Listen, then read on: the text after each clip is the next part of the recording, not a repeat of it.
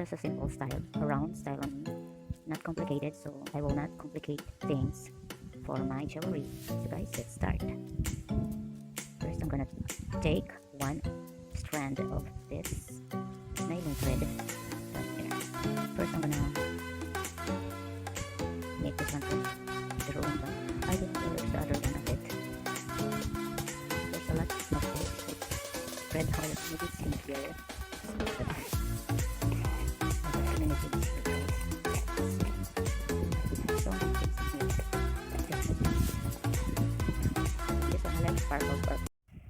But I have to make it double. I double the thread, the nylon thread, like this one here. So I have to make it double so that it will be more durable. Because if I make it single, it's easy to, cut. So when you do this one, also style with your own creativity. You just your mind be, creative when doing this thing. I know guys, you learn with it. Stuff. That's a lot, so much of it. You can do it. I don't wear necklace.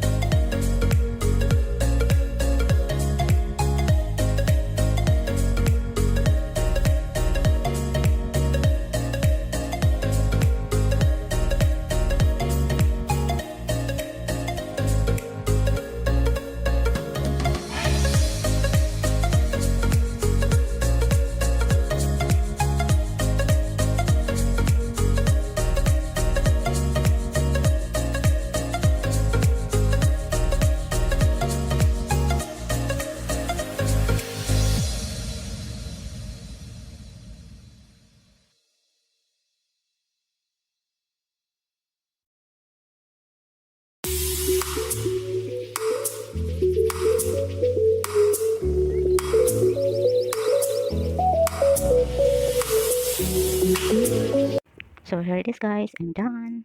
And thank you so much, guys, for watching my video. Please don't forget to subscribe my YouTube channel, likes my video, and click on the bell icon when you subscribe my YouTube channel, okay? So that you'll be notified for my next